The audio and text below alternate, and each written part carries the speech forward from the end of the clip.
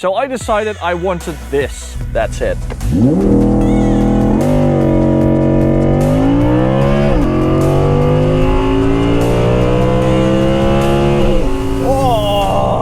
What's up, ladies and gentlemen, and welcome to this POV review by AutoTopNL.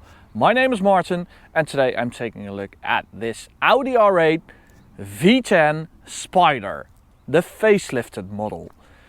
Now, today I am doing this review because this is a Spyder supercar, which means Max does not fit in there. So I'm stepping in. So today I'm going to show you around it, show you the lovely spec we have it in. I'm going to tell you how we got it, which is kind of a special story. Do 0 to 100 measurements on the road right here. And then we're going to take it to the Autobahn and see if we can come near the top speed of this V10 beast of a car. But before we begin, don't forget to subscribe and check us out on Instagram at AutoTopNL. Alright, let me first tell you how we got this car. A few weeks ago I got a message from Andreas on Instagram, and he said, hey, I saw you did a car swap with Autobahn with your M3 and their McLaren 570 GT. Do you want to do a car swap with mine? So I checked out his Instagram. He has a few very cool cars. Go check him out on Instagram. Andy the Don. He has some very special cars and he has a very good taste. So I decided I wanted this Audi R8. So we planned a place and we met up, and it was raining, windy as hell. So I said to him, okay, we don't know each other, but let's just return the cars on Monday. And it was Friday back then, so make it a long weekend. And he was like, yeah, sure, why not? We trusted each other with our very expensive cars without even knowing each other. So I think that's pretty special. So we've had the weekend with this. The facelifted Audi R8 V10 Spyder. Now, we've never had a Spyder before. And what's also special, this is not the plus version. This is the basic Audi R8 V10 Spyder, if you can call it that, because there's nothing basic about this car. Now, the front end has the new Audi look with those three, they seem like intakes and they are a reference to the old rally cars of Audi, but it does look really cool. I think the front end of the facelift model is a lot better than the pre-facelift. Now, we've got these beautiful Audi Sport wheels with Michelin Pilot Sport 4S's on there. So I'm really confident to do launches, top speed runs when we have these lovely pieces of rubber. What's also confidence inspiring is the fact that we have carbon ceramic brakes. Now, on the non-plus version, these are an optional extra, and on the plus version, they are standard equipment. Now, these are 245 section front tires, 20-inch rims. On the rear, however, we have 305, so that's a big difference. 245, 305. So a lot of the power is going to the rear, which you really notice because at times it does want to take a step left or right, which is really nice. I mean, Audi sport models are known for being a bit boring at times, but this one certainly isn't. So the rear of the car. The facelift model has these two big ass oval exhausts, which is actually going back again because the previous Audi R8 V10 also had these oval tips, and then came this gen of Audi R8 and they got these like square exhausts, which I think fit the design of the car a bit better, because the rounded ones, I'm not sure. This is not really a roundy, curvy car. So they do, however, produce a lovely, lovely sound. And that's because underneath here is a 5.2 liter V10. Yes, sir, a 2021 model with a V10. Naturally aspirated, no turbos. They had to fit an OPF filter to keep it running in 2021 in the EU, but The good news is that really doesn't affect the sound that much. It still sounds like a freaking F1 car, which that's good news, guys. That's really good news, because with other Audi performance models like the Audi RS3, we've seen that adding the OPF influences performance and sound a lot, and not in a good way. Now 0 to 100 is done in 3.5 seconds, and the top speed for this Spyder is 322 kilometers an hour. So let's get driving.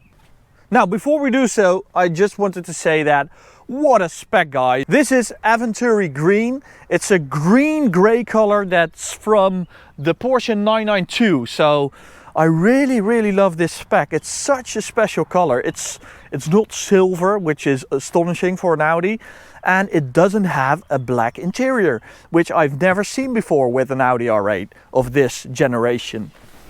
I mean, this is superb. This is so much better than just black and carbon fiber, which is getting a bit dull.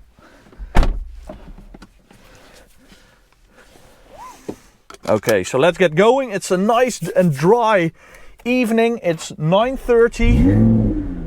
Nobody's here. Nobody's on the Autobahn. Let's go. Okay, I'm going to switch to dynamic mode and turn on ESP Sport. So let me explain once more. This is a 10 Hertz GPS module, and it connects to the phone, and the phone is the software and that's the hardware.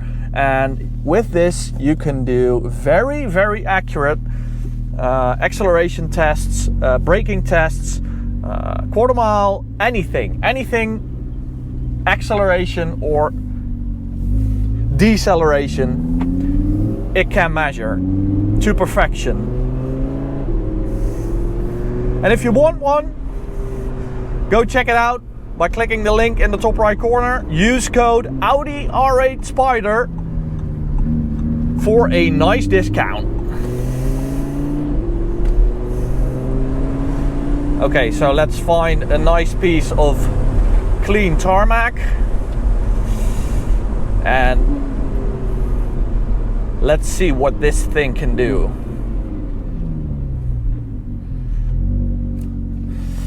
Okay, so transmission in sport mode, car in dynamic mode, ESP in sport mode.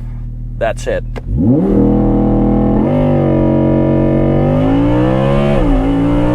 Oh, very aggressive shift.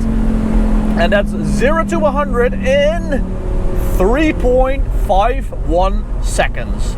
So that's dead on factory claim. Okay, let's go to manual mode for the gearbox. Oh man, that gearbox.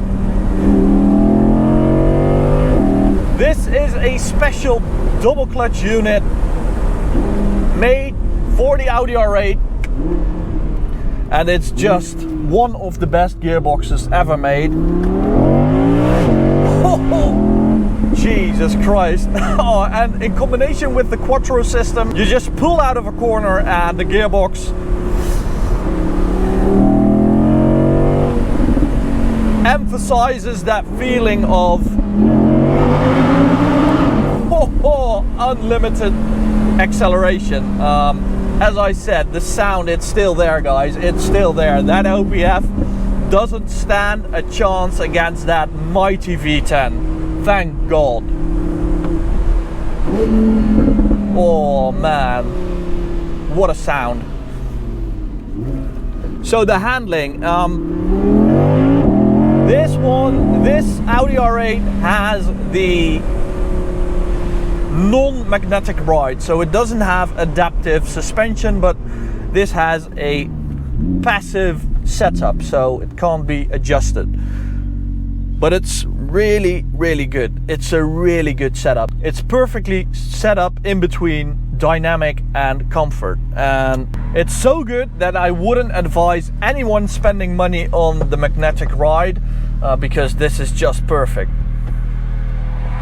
What's also really nice about the V10 Spyder is that you have this little window that you can open, so you can enjoy that exhaust at any speed. No wind goes in here, so that's just a big theater piece right there. It's unbelievably cool.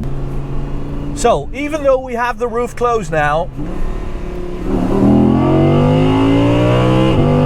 oh, the sound, it's still there. That awesome sound you get with convertible supercars.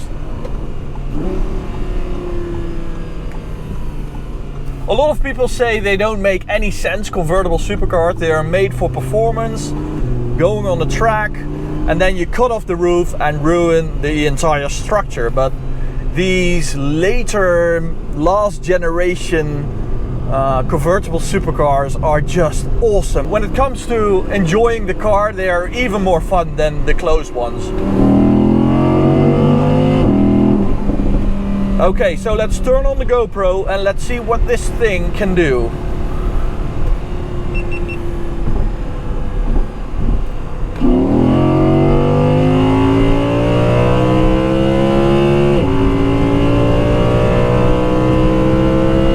Now that's 100 to 200 in 6.9 seconds, which is amazing. That's about as fast as a Lamborghini Aventador S Roadster. That's amazing. Oh my god, this thing is awesome. Jesus Christ, that's fast. Oh, thank God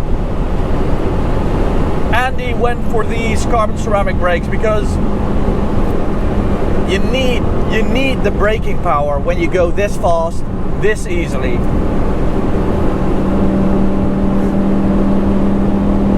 Here we go, kick down.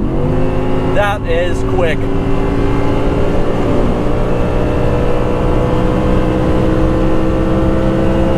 I think it's such a cool thing that we can still get a V10 without any turbos on it.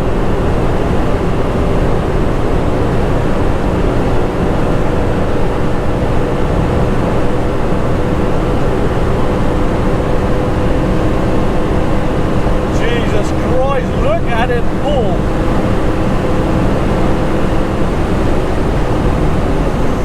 Oh, stomping those brakes is just as nice as stomping on the accelerator. It's so enjoyable.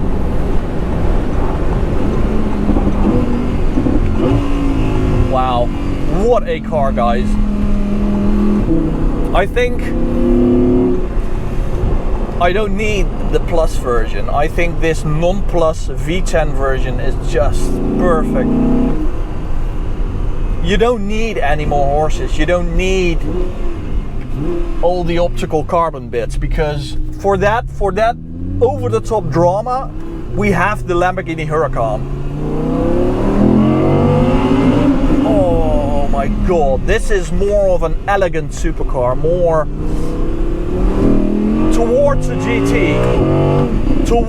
GT, because this thing is a supercar. It's no question.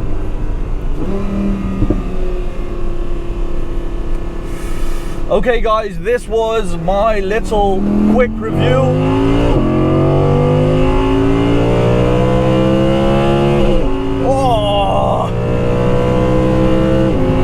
Of the Audi R8 V10 Spyder facelift model. Thanks for watching. Go subscribe to our channel by clicking right here. Go check out this POV review or go check out the playlist. Bye guys.